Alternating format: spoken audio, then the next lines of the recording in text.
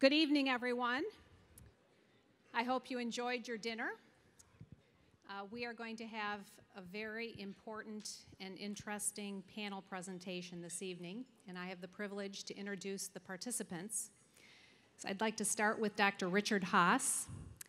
Dr. Haass is president of the Council on Foreign Relations, former director of policy planning at the United States Department of State, former special assistant to President George H.W. Bush. Dr. Haass has his undergraduate degree from Oberlin College and master's and doctorates from Oxford. Mr. Joel Klein is the CEO of Amplify, which is the education division of News Corp. He's also the executive vice president of the Office of Chairman at News Corp. Mr. Klein is also former chancellor of the New York City Department of Education, where he oversaw 1,600 schools with 1.1 million students. And in 2002, introduced a comprehensive reform strategy called Children First. He's also former assistant U.S. Attorney General, former deputy White House counsel to President Bill Clinton. His undergraduate degree is from Columbia, and he has a Doctor of Laws from Harvard University. Dr. Condoleezza Rice is a professor of political science at Stanford University. She is a former United States Secretary of State, the second woman to hold the position, the first African-American woman to hold that post. She's the former National Security Advisor under President George W. Bush. She's also co-founder of the Center for a New Generation, which is an innovative after-school academic enrichment program. She's the author or co-author of numerous books, including 2 bestsellers. Her undergraduate degree was at the University of Denver, master's from Notre Dame, and PhD from the University of Denver. So Mr. Klein and Dr. Rice are going to be discussing a report that they have authored, which has been published in March of this year by the Council on Foreign Relations. Now, among many things, this report notes that while the United States invests more in K-12 public education than many other developed countries, its students are woefully ill-prepared to compete globally. One tidbit, according to the results of the 2009 Program for International Student Assessment, a tool that measures performance of 15-year-olds in reading, math, and science every 3 years, United States students ranked 14th in reading, 25th in math, and 17th in science. The lack of preparedness poses threats on 5 national security fronts: our economic growth and competitiveness, our physical safety, intellectual property, U.S. global awareness, and U.S. unity and cohesion. Please join me in welcoming these panelists to discuss this disturbing and important report.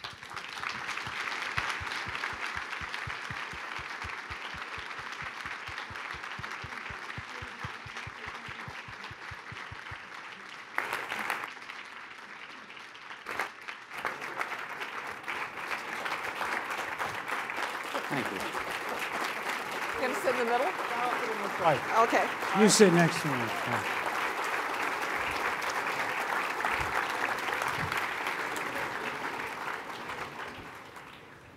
Well, welcome to this evening broadcast of Morning Joe. And, the energy in this room is real testament, I think, to 2 things. One is how this issue of educational reform has ripened. It's a combination, I think, of need, of the talent we see in this room has coalesced around this issue, the new technologies. But there really is a sense that the moment has arrived. And the other is Jeb Bush. That,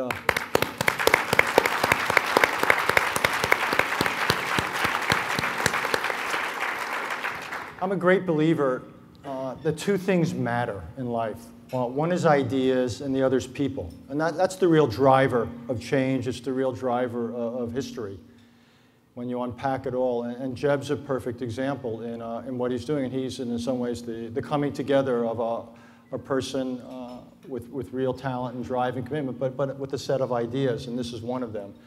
And again, so the fact that you're all here, I think, is the greatest salute you could give.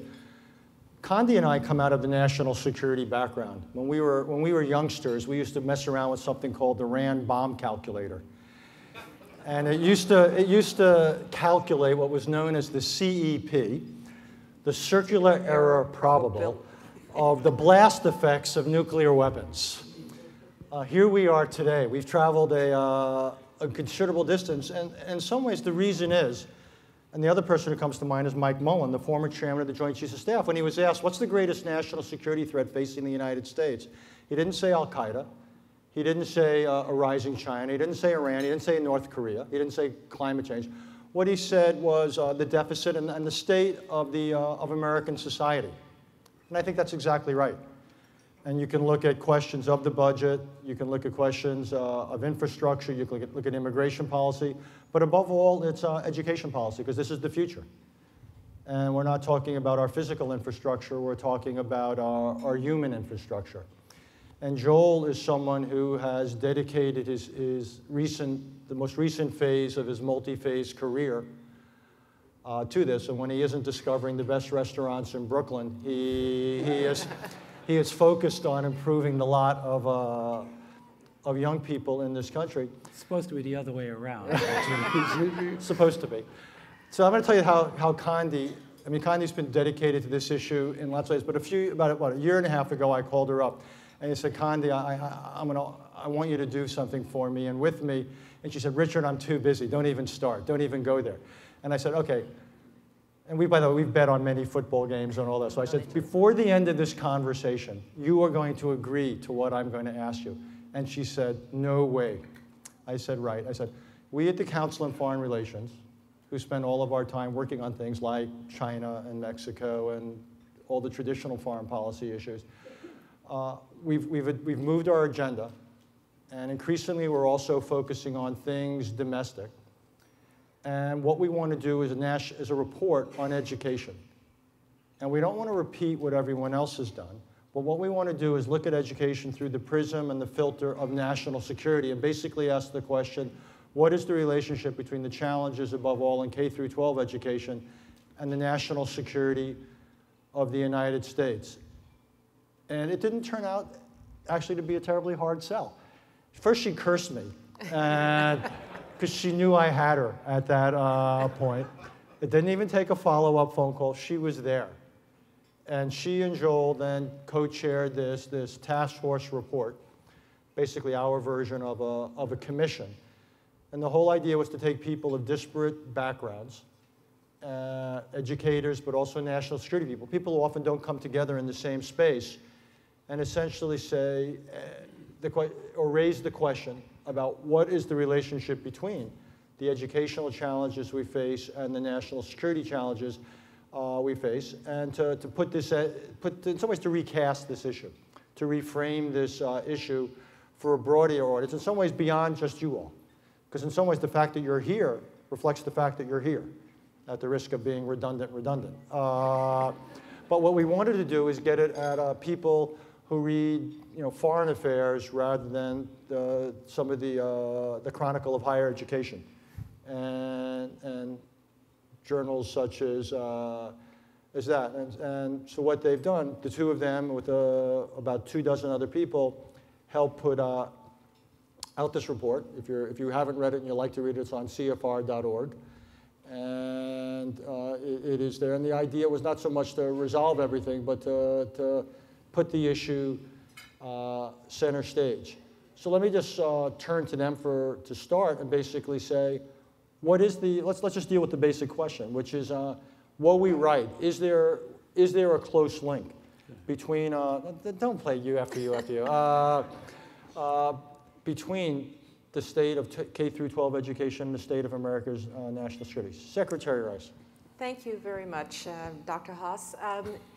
Indeed, I was delighted that the Council on Foreign Relations, an organization with which I've been affiliated for a lot of years, was prepared to look at what I'll call the domestic sources of American strength, because without the strength at home, we don't lead abroad. And so I thought this was very foresightful for the council to do this.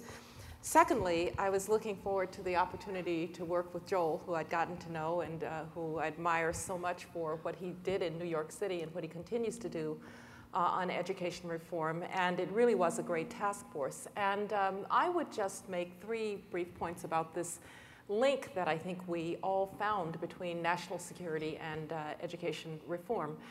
First of all, the one that is most evident when you hear some of the statistics that Betsy mentioned, our global competitiveness is at stake, and that's generally where people go. If you're going to be 17th in math and science, eventually you're going to lose the innovation race.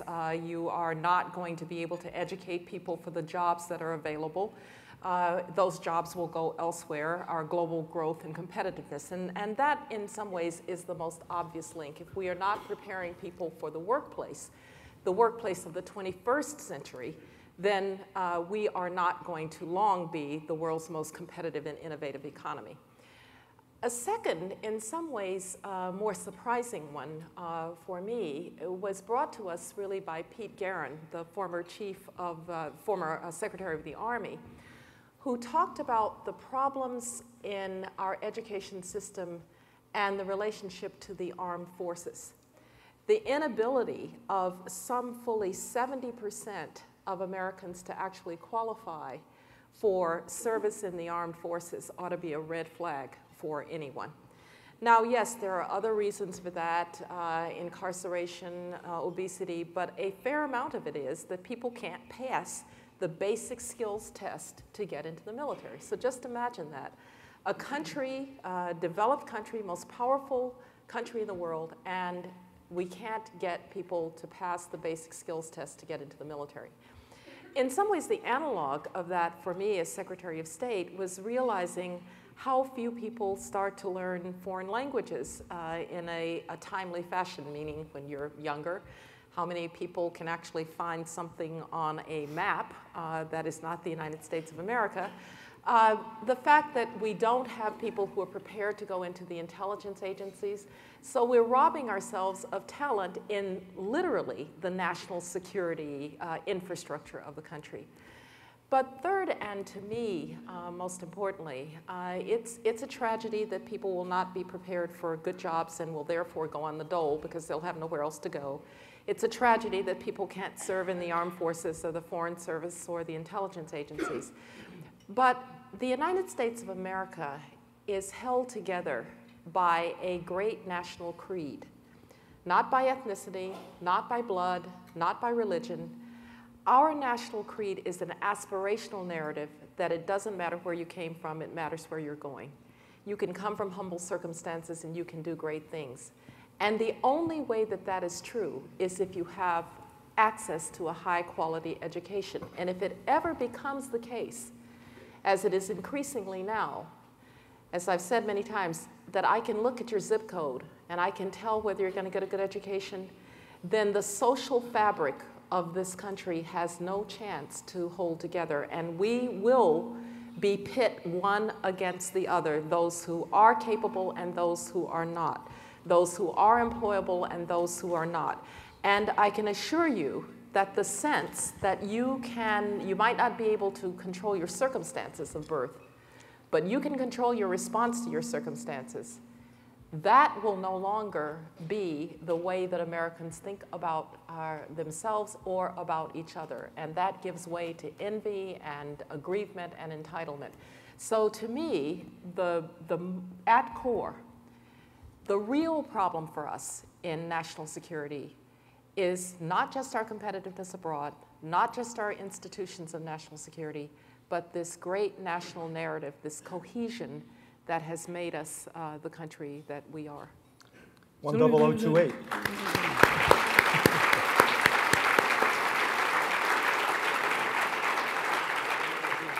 Richard, let me just say, I think people responded that way, Connie, because the words you just said, and frankly the words Jeb said this morning, are some of the most important words this country has to hear. One of the things that bothers me enormously is we just went through a presidential race and we didn't hear those words. And we heard it in your speech, and in Jeb's speech and a few other places, but those words were not part of our national debate. And yet when you think about the fact that the glue that holds this country together, quaintly called the American dream, is likely to become, if we don't change course rapidly, the American memory, is something that's a very, very powerful notion. And I give Condi a lot of credit because when I was chancellor in New York, I had known her very casually, and in one meeting she said to me, she said, "You don't understand. You think this is an education, an equity, and even an economic issue. This is America's national security issue." And she and Richard had the foresight to bring the council to bear. And why I thought that was important is because, let's be candid, most of the people in this room, if you didn't get it, you wouldn't be here. But we are an echo chamber. We talk to each other. We feel smug about the fact that we understand it, but we are not remotely transforming the country. I found the luncheon discussion today important, but a little dispiriting, because we don't have the time to really nibble around the edges. As we speak right now in America, for the first time, we are raising a generation that's going to be less well-educated than their parents were, at a time when we need to raise a generation that's much, much more well-educated. We're raising a generation, as Connie said, where you can predict educational outcomes based on zip codes, and all too often those zip codes are correlated with race and ethnicity. And we're raising a generation in which there is no great public outcry about this issue. This will decide what kind of nation we'll be. Everyone wants to worry about the fiscal cliff, and it's obviously a very important issue. We'll resolve that issue. But today, in the 3rd grade, in cities like New York and Chicago and Detroit and elsewhere, kids are now being condemned to a life that's going to be very humbling and very frustrating, because I know for a fact those kids are not going to be able to read, they're not going to be able to compete, and they're not going to make it up some miraculous way in the 12th grade. So having this twist of focusing on national security may lead this country to understand that if we don't get off the path we're on a path to a very different kind of America. And I think the person who deserves enormous credit for teeing that issue up and driving this task force is Secretary Rice.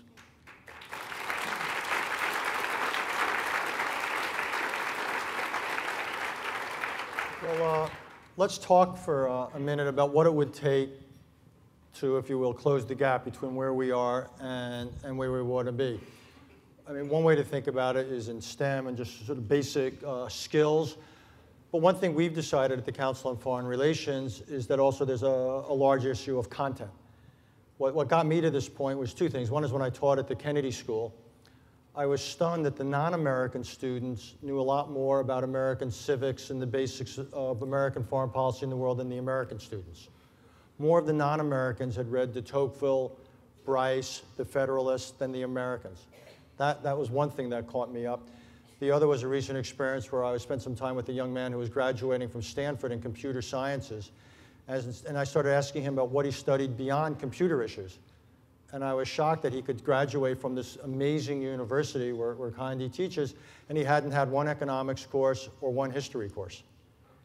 And it's what led us to basically say, okay, we're going to start producing at the council curriculum material. We're now going to be producing simulations and core courses and modules and so forth that high schools and colleges can use to try to close this gap between what it is kids know and what it is they need to know in order to be ready for this world that, like it or not, is going to fundamentally affect their lives. But what's your sense for both of you? Because you really come from an educational background classically. Condi comes from a foreign policy, national security background. What's your sense of what the priorities need to be to, if you will, to fix the problem? Well, maybe I'll start and pass it to Joel. I come from a national security background, but I also was provost of Stanford for 6 years. And so seeing the product of the educational system, if you will, gives me a perspective on what it is we need to try to achieve in that period of time. And obviously at Stanford you see the very, very best. But I will tell you 2 things. Number one, if you have low expectations of even the best students, they will live down to them. Right. And so I come at this with a belief that the most important thing, come back to content, but the most important thing is that whatever you're teaching them, you have to have very, very high standards. You know, frankly, I'm not much for the self-esteem movement. You know, every kid gets a trophy. But you're doing a great job. Yeah, right. I mean, you know, we've all, I'm a musician myself, and I think that the arts are important. But how many of these little performances have you been to where kids are running all over the stage and people say, oh, isn't that cute? Well, actually, no, it's not. Let them practice. It will be better if they know something. So my first and most important point is high standards, whatever you teach them. Then secondarily, I do believe that the Common Core, which we talked about in the report, task force report, has a chance to give us some grounding in not just the substantive knowledge, but the ways of acquiring knowledge that students need to have now. I believe in STEM, obviously.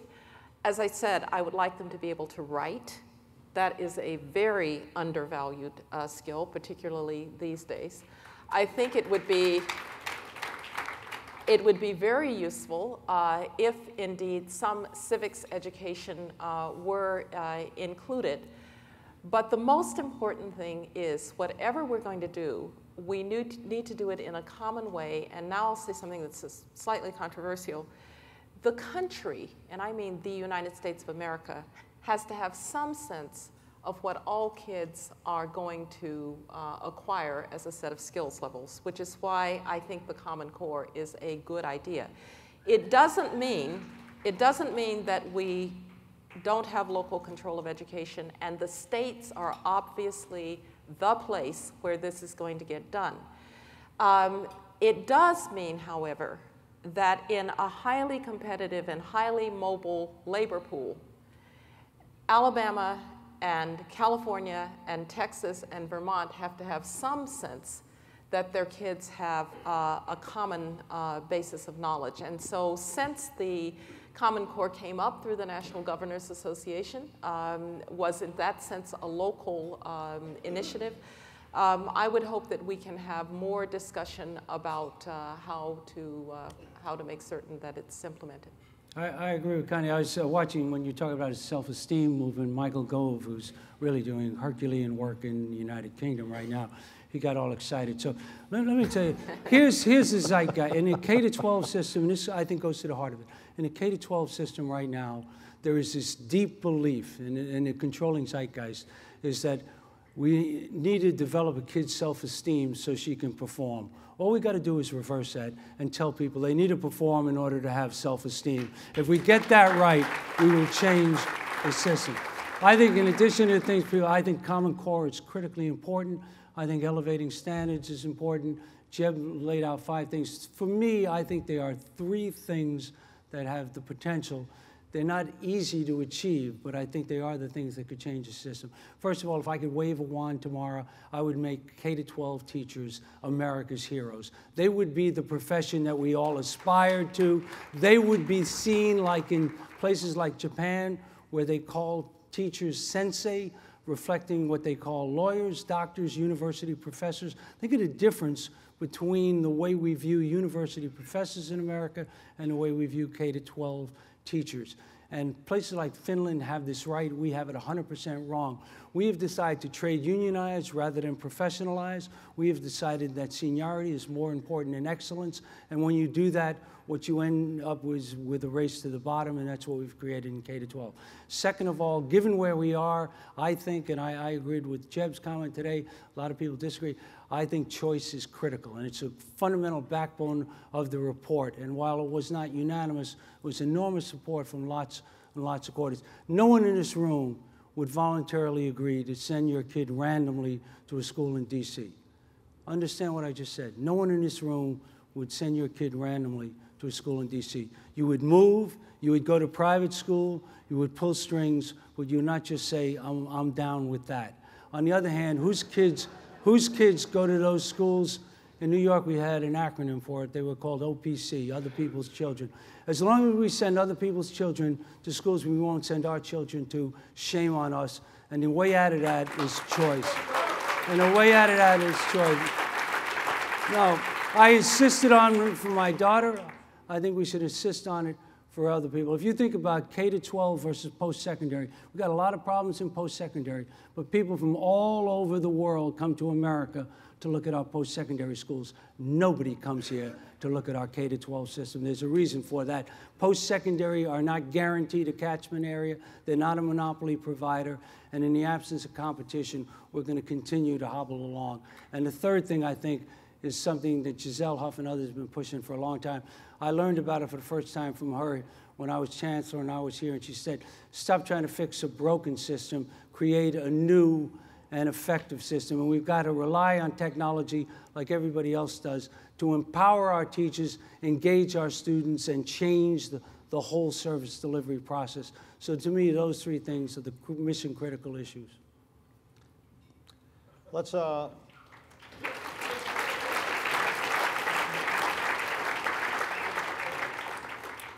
one thing, because we are looking at the whole question of education, national security, we're all English speakers. What's your sense of the proper place for language training? At what point it ought to be introduced? To what degree it ought to be a priority? Where should it fit? Well, I'm a proponent of kids learning languages earlier just because it's easier, right? If you have ever tried to learn a language at 35, you'll know what I mean. It is just easier when you're younger. Your brain imprints that way. It's like music. I would hope that we, but look, to be quite blunt, I'd first like to make sure they can speak English and write in it, because too many of our kids can't do that. But one question is whether there is some way to spread the task, if you will, of some of the things that our kids need to learn. We may not be able to do everything in the school day in the schools. I've been very active with the Boys and Girls Clubs, and Betsy mentioned that we started something called the Center for New Generation out in East Palo Alto, East Menlo Park, and Redwood City. And it's a high-quality, very intensive after-school and summer program for kids 3 hours after school. And and there they get languages, and there they get instrumental music, and they get some of the things that maybe can't be fit into the school day, because as Joel reminded me, we have the shortest learning day and the shortest learning year in the developed world. I doubt that we're going to be able to extend the learning day in most places, and so perhaps finding other alternatives. You know, I learned to speak French, but I actually learned it at age 9, but not in the schools. I learned it because, believe it or not, my father, who was a Presbyterian minister, decided with my mother that all educated children should speak French. And so on Tuesdays, Thursdays, and Saturdays, we were dragged down to the church to take French with Mrs. Donetta Thornton, who was the French teacher from the high school. So there may be some ways to add to the curriculum outside of the schools as well. So hang around with Kanye. The one thing I've learned, if I come back as anything, I want to come back as the son of a Presbyterian minister. I just really, I have been so shortchanged in life. See, Joel was at Hebrew school Tuesdays, Thursdays, and Saturdays. So Monday, Tuesday, Wednesday, and Thursday, and what good it did. But really, by now I would be playing the piano, speaking French. I mean, but I want to just make two. Richard, when you first called me about this, you said something that struck me in terms not just of foreign languages, but global history. We live in such a different world, and our kids, by and large, are clueless about this. It's not just a language thing. These kids you're talking about who know more about de Tocqueville and know about the Constitution also know a whole hell of a lot more about the Middle East and about China than our kids know. If you came to the average high school in New York City and asked kids about what's happening in the world, I think it would take your breath away. I really do. And I've watched, even domestically, Justice O'Connor bang on his drum in terms of civics education in the United States. And this is really a serious problem. So I think that's one part of it. The second part, and why I think technology can matter, is because we don't have to limit the school day anymore to the hours inside the school room. there's much more we can do. I've watched people, there's some folks here from Kunskapsskolan, it's a bad brand, but it's actually a great school from in Sweden. And Jeb went there to visit him. I've been there to visit them. And they've managed through creating a portal in ways, and I met a kid at that school whose mother was a nurse and had one day a week to take the kid with her so she couldn't be at the school, but she could work on the internet in that time.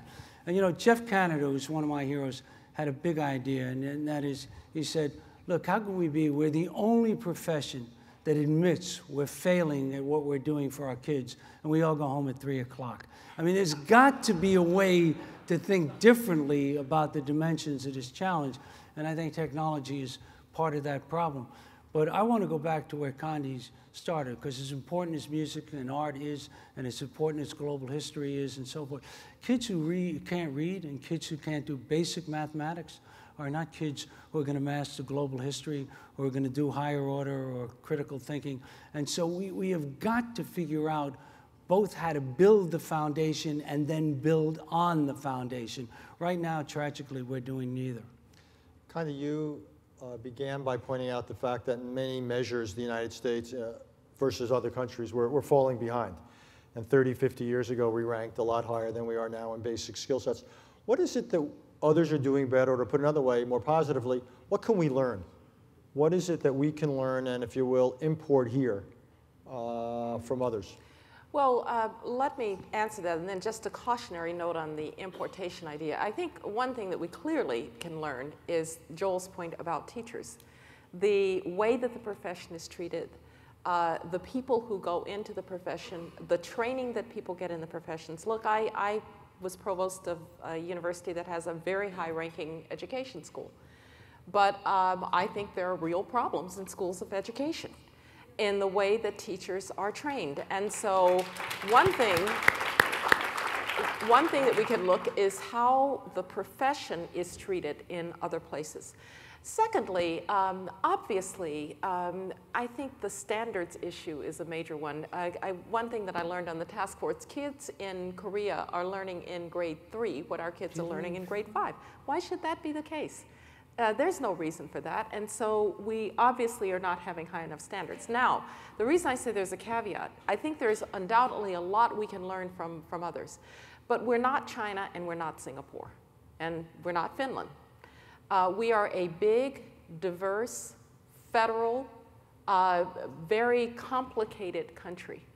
And so one question that we asked is, what can we learn from ourselves in other parts of the educational system that are more successful? Joel brought up tertiary education, post-secondary. The universities in this country, universities, colleges across the board, are the gold standard internationally. What do they have that the K-12 system does not have? Number one, they have competition, you know, and that's why I'm also a major advocate of school choice. And secondly, they have variety. It's not one size fits all. You can go to a community college, a small liberal arts college, a big research university, a small research university. They have variety. And so one of the things that we tried to do in the task force is to say, what are some of the sources of American excellence in other areas that could be imported into the K-12 education system? And I think that, for me, confirmed that the monopolistic tendencies in the K-12 education system may be the biggest problem. So I think there are things we can learn from others, but there's also an awful lot we can learn from ourselves in other areas of American life that are more successful. But Connie made this point time and again, and it was so impactful in terms of the task force. But think about the two things that give people hope about our country is that we still believe, or want to believe at least, that merit matters most, that it's not where you came from, who your people are, but what you accomplish through your hard work, through the application of your talents to the challenges you face. And the second thing is the dynamism and innovation. There's no place in the world that innovates like America does. Look at our school system. Merit is irrelevant to the equation, and innovation you don't even hear about. Somebody asked me what it's about in education. I said, it's hard to tell. There hasn't been any in such a long time. We couldn't even capture it in a bottle. So if you think about the dynamism and the merit, if we infuse those in our K-12 system, and that goes to the ed schools, which in Finland, whatever the comparison is, think about this, for every 10 people who apply, they accept 1. In America, for every 1 who applies, they take 10. I mean, it's just got this system. And what Kate Walsh and the people are doing are, no, it's true. What they're doing is really important. But I would say to you, if we're going to fix this problem, we've got to transform a system that doesn't believe in merit and that eschews innovation to one that has the dynamism that is the hope of the future of this country, and it will be the hope of the future of our education system.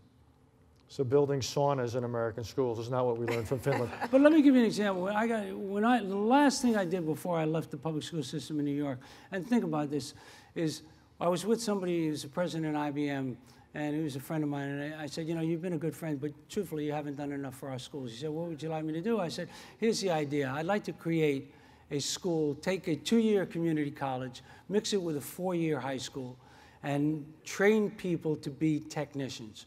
People select this school. At the end of 6 years, if they get out of this school, they get their associate's degree, and you, IBM, certificate them in technology. And if they meet your criteria, you hire them. And Sam Palmisano, to his great credit, agreed to do this. And we opened a school in New York City a year ago, and the people are lined up around the block to get into it. It is such an exciting dynamic. Now, everybody said, well, you can't mix the community colleges with K. Why can't you mix a community college with K-12? Because the bureaucrats worship at different churches, so you can't mix them. So, I mean, really, what kind of way is that to think of? And you can't bring the business people in to certificate because only the educators can certificate. Now, what the hell would the educators know about certificating people in technology? So we managed to do it. And the guy I admire most is Rahm Emanuel, because he called Palmisano and he said, hey, look, what did you do? You just gave Bloomberg this great school. He said, and I thought you were my friend. So he said, all right, Rahm, I'll give you one too. And Rahm, to his great credit, he said, no. He said, you did Bloomberg first. You got to give me 5 to make me significant. And they did 5 of them in Chicago. But if you think about it, why can't we open this thing up to the differentiation? I mean, we do this cookie cutter thing as if all these kids are the same. Somebody was asking in a panel I was at today, well, what's the difference between college and career ready? You know, and everybody on the panel, I could see them, they look like, you know, deer in the headlights because nobody wants to answer that question. Well, one way to think about that question is why don't we create the kind of meaningful career and vocational opportunities for kids so that they have applicable skills that are valuable in the market. Not everybody, in my view, is going to do a 4-year liberal arts, and that's not to knock 4-year liberal arts because I think they're highly valuable. But we can create a differentiated system in which people who have different career paths and different ways to go. What we can't do is simply abandon kids, which is what we are now doing in K-12.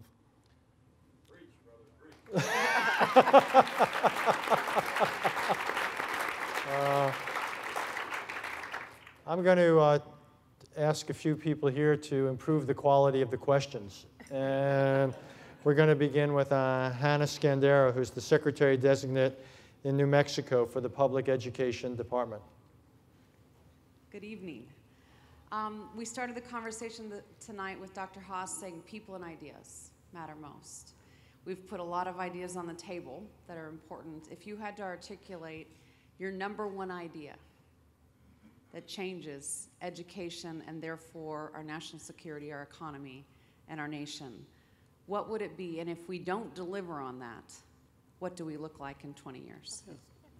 Well, you know, the task force, Hannah, said choice. And I think that's because we are where we are. People have pointed out other countries have non-choice K-12 systems that work. But I think, for me personally, if you look around the country now, 2 places that are worth looking very hard at. One is New Orleans, because it was in some respects a natural process after Katrina where they could start over again. And while there's a lot of room for improvement, great things are happening. The other place is Harlem, where I think there's now more choice in that little neighborhood. And if you look at the results, which is amazing, about 1/3 of the kids in Harlem in the 3rd grade are in charter schools. But what's amazing is the Harlem district went up, and this is apples to apples, went up dramatically from when we started this intensive choice process there to now. It was something like 28th out of 32 districts. Now it's about 16th. And not only did the charter schools outperform almost everybody, but the public schools, which were 28th, actually moved up significantly themselves. So I think those are two instantiations of models that we should develop. I think what Neerav Kingsland down in New Orleans has written about in terms of the difference between reforming and relinquishing, and Paul Hill's work on portfolio, I think are really important ideas that need development. So that's where I would come down. I actually would agree that it's choice, and for two reasons. There's the catalytic effect on the system, if you will, because going again from the tertiary system, if a college isn't getting applicants, it will either go out of business or it will do something to start to get applicants. So there's a catalytic effect on the underperformers of having people be able to make choices with their kids, and especially for poor parents. Someone said on our task force, we can't have an opt-out system. We have an opt-out system. As Joel said, that's why houses are expensive in Palo Alto and Fairfax County, because people opt into those districts with their kids, or they vote with their feet to private schools. So the only people stuck in failing neighborhood schools are poor people, and that's the height of inequality, and that's why I've called it a civil rights issue. Those people need choices, but it will have then an effect on the individual child. More kids will be better educated, and I think it will have a catalytic effect on the system. So I would also say school choice.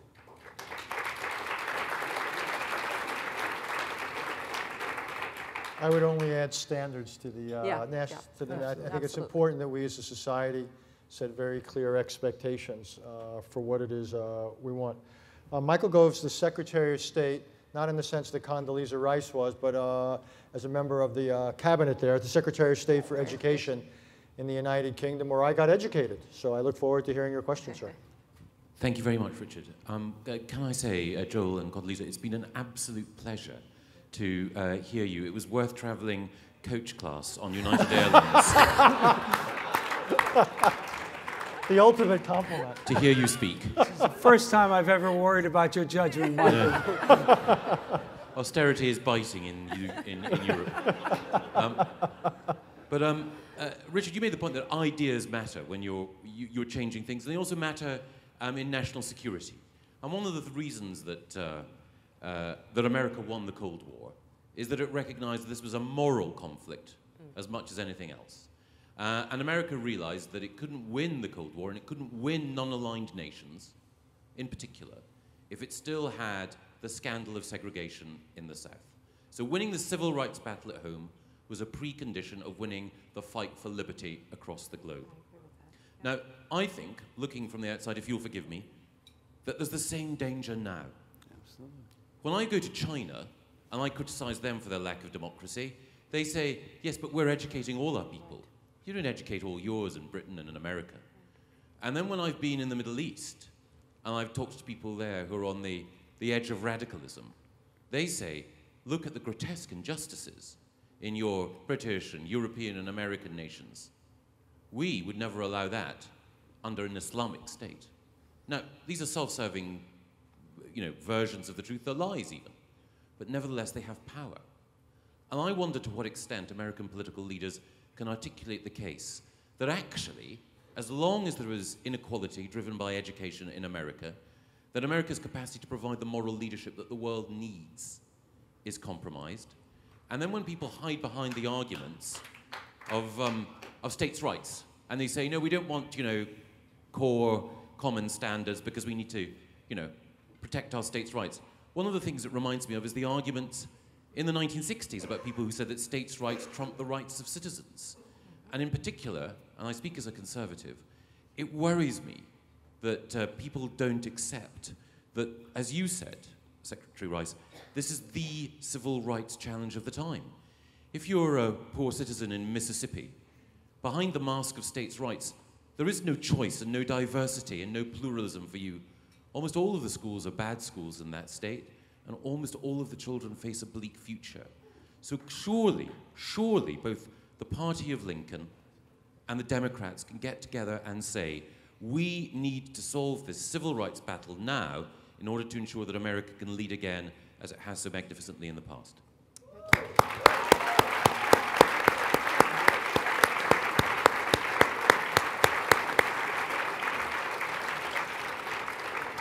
Well, first of all, I'm awfully glad you made the trip because I'll pay for you to go business class next time. I couldn't agree more. And indeed, the United States, I believe that the greatest source of our leadership abroad is not our military, though we have a wonderful military, not even our economic strength, although obviously we have tremendous economic strength, but it is this great American creed that resonates around the world, that you can come from humble circumstances and you can do great things. That has led people, by the way, to come here for generations from all over to be a part of that, which is why we've been the best at mobilizing human potential from all over the world through immigration. But it's not just mobilizing human potential from abroad, it's mobilizing human potential from all segments and all classes of America so that you are not trapped in your circumstances. Education was a way out. I will just tell a very brief story because it's my own family story. I am third generation college educated. Now, why is that? That's because John Wesley Rice Sr., my grandfather on my father's side, when he was a young man in Utah, E-U-T-A-W, I'm not kidding, Alabama, decided he was going to get a college education. So he asked how a colored man could go to college. This is 1919. They told him about Little Stillman College, 30 miles away, saved up his cotton, went off to Stillman College, paid for his first year. Second year comes along, they say, well, how are you going to pay for your second year? He says, I'm out of cotton. They say, you're out of luck. He says, so how are those boys going to college? They said, well, they have what's called a scholarship. And if you wanted to be a Presbyterian minister, you could have a scholarship too. And my granddaddy said, that is exactly what I had in mind. And our family's been college educated, and by the way, Presbyterian ever since. Now, he knew somehow about that transforming power of education. But the wonderful part of that story is that out of Utah, Alabama, sharecropper's son, in 2 generations, the Secretary of State, his granddaughter. America,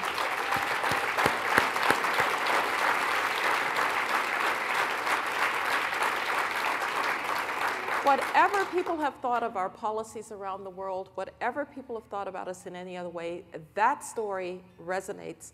And if that's no longer true in the United States of America, then we will not lead because we won't have the moral fiber from which to lead. Yeah, I obviously agree with this, Mike, but I would just say one thing. I think it's even, in one sense, as important as America's leadership role in the world is, I think the domestic consequences are even greater for this country.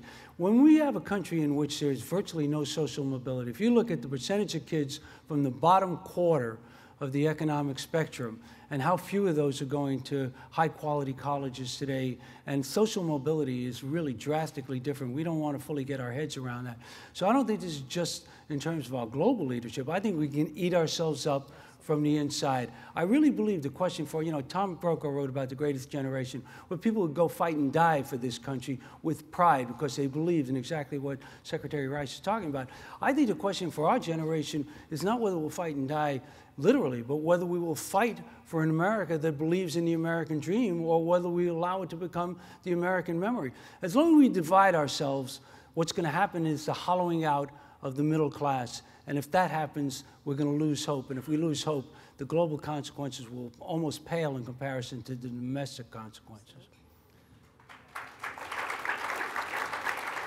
And again, this comes back to the national security case for improving education. It's to produce the cadre of people we need to staff the various government agencies and the military. It is for reasons of competitiveness. It's for reasons of citizenship, because we're all going to have to vote and make other choices. And I think what Condi was getting at is really fundamental. Foreign policy is almost, to borrow on the old saw, it's too important to be left to the diplomats. And the foreign policy we set by our example is in some ways as important or more important than any talking point given to any ambassador. And we talked about ideas. The battle for ideas continue. And over the last 5 or 10 years, you've seen all sorts of people. You get in your travels talking about Singapore or China, that somehow this is the future. Well, it's not. And one of the ways we'll make sure it's not is actually going to be by dealing with the issues that are central to this conference here today. Next person we wanted to hear from was Paul Pasterek, who's in Louisiana, the state superintendent of education. Thank you very much. And it's so great to be here because this is the one time of the year where I'm surrounded by people who think like I do, that the urgency of now is now. It's not next week, next year, next whatever. Kids are dying for adults to get their act together. And we are also suffering every day, I believe. And I've got a new life. I've walked away from the public service life. I'm now in the aerospace business. Welcome to the 1%. And I'm lucky. I'm very lucky, but I'm also witnessing an amazing thing. Today I got an email from my technology person who said, we've been attacked again. Our computers are being hacked. This is many times this year.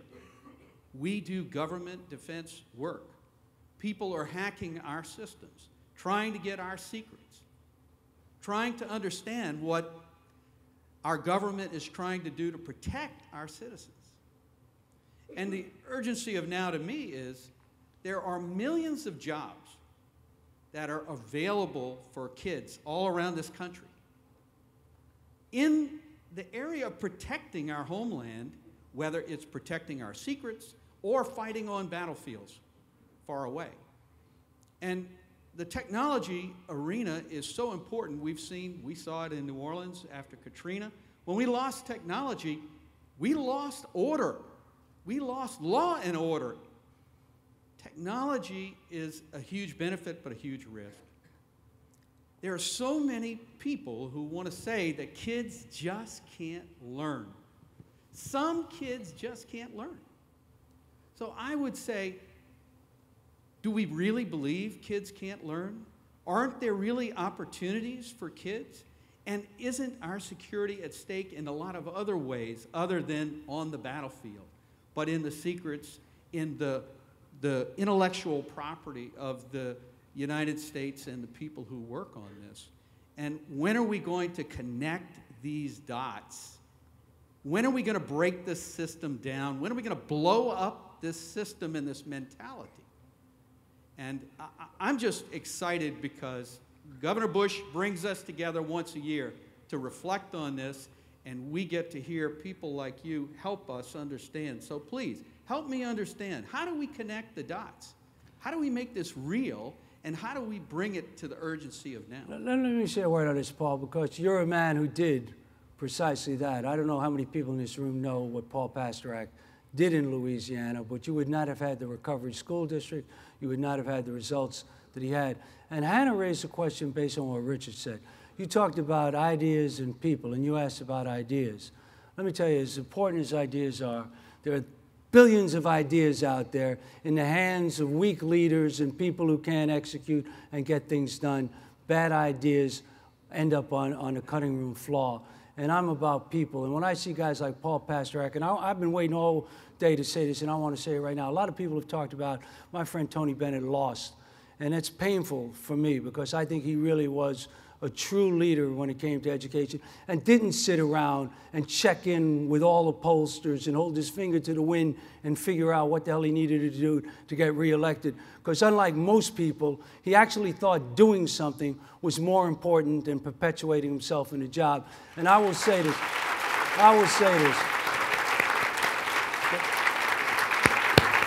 No, I mean it.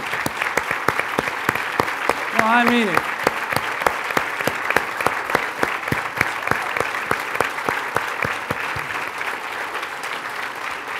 And I just want to answer your question, Paul. I would much rather in life have it said of me that I was Tony Bennett, I did something, and I lost, rather than that I was most people who are educational leaders who do nothing but perpetuate themselves. And that's the answer to your question. When we stop being, we always talk about, all of us here preach that it's not about the adults, it's about the kids. But the truth of the matter is, too many of us, it's about us. It's about the adults. It's about my job. It's about keeping my office and so forth. And the answer to your question is, when we have the kind of leadership that actually says the essence of leadership is not self-perpetuation. The essence of leadership is transforming broken systems. And if you happen to be a casualty, your leadership will long endure. That'll always be true of guys like Bennett and you and the others who have taken the fight fearlessly. And I thank you for that, Tony.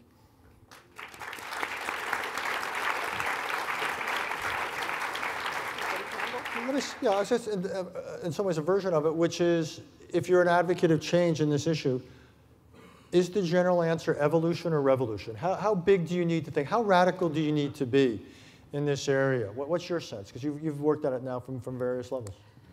Well, look, I don't think we have time for evolution. That's my concern. I think that we're losing a generation of kids not every 18 years, but since if you don't read by grade 3, you won't read, we're losing a generation of kids every few years. And so as I look at particularly Joel's point about what is happening to upward mobility in the United States, the disappearing middle class, the prospects of children who come from difficult circumstances, I don't think we have time for evolution. And one of the reasons that I thought this task force might get some attention is, again, as Richard said, in this room, you know, you've already drunk the Kool-Aid, right? You believe. But how do you get people who don't see this as their issue to see it as their issue? The civil rights issue became all of America's issue when my hometown of Birmingham turned so violent and so ugly, and 4 little girls were killed in a church in Birmingham on a September Sunday, and nobody could any longer deny or avert their eyes to what was going on in the segregated South. Then it became everybody's issue, and eventually we got change. Nothing that dramatic seems likely in the educational realm. So how do you make it everybody's issue? And one reason I think calling it a national security issue helps is it's all too easy to say, well, you know, my kids are doing all right.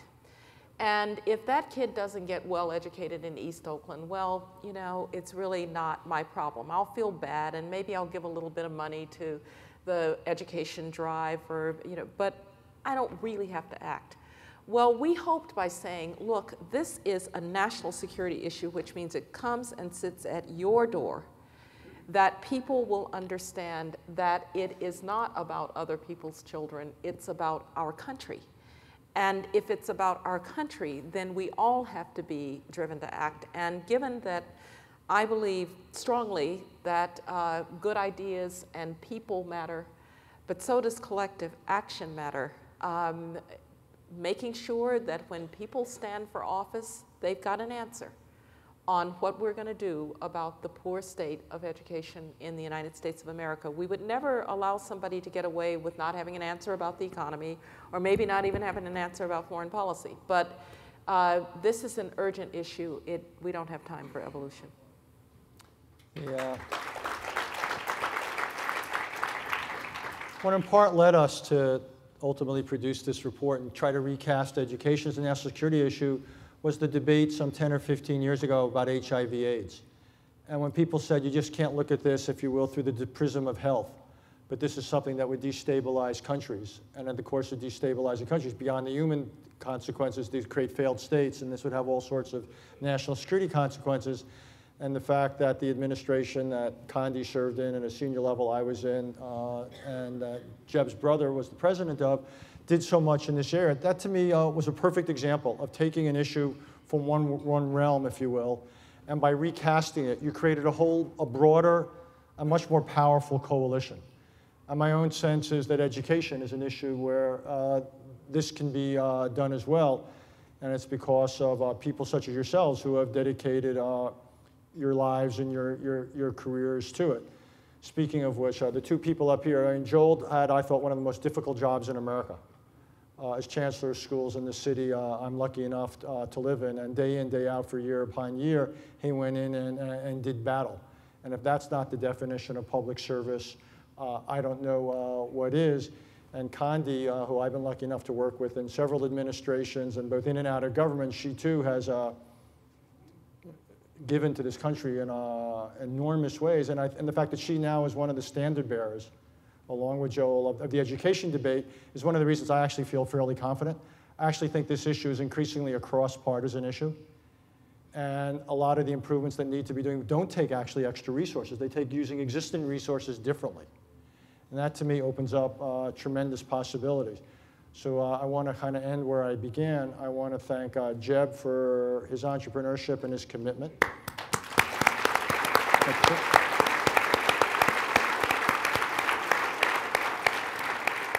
I want to thank Joel and Condi, not just for tonight, that's the easy part, but I really want to thank them for decades of public service in the best sense of the words. And I want to thank you all.